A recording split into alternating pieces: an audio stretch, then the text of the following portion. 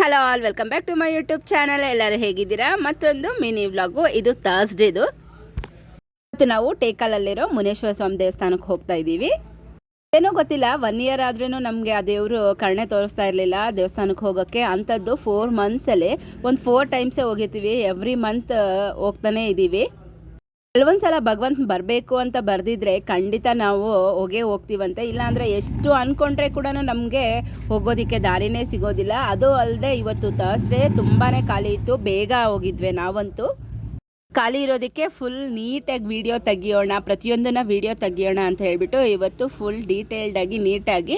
ಮೊನ್ನೆ ಬಂದಾಗ ಮತ್ತೆ ಮಣ್ಣು ಹಾಕಿ ಏನೋ ಮುನೇಶ್ವರ ಸ್ವಾಮಿನ ರೆಡಿ ಮಾಡ್ದಂಗಿದ್ದಾರೆ. ಮೊನ್ನೆ ಬಂದಾಗ ಇಷ್ಟು ಹೈಟಲ್ಲಿ ಇರಲಿಲ್ಲ, ಸ್ವಲ್ಪ ಕಡಿಮೆ ಇತ್ತು. ಮತ್ತು ಕೆಲವೊಂದೆಲ್ಲ ರೆಡಿ ಮಾಡಿದ್ದಾರೆ.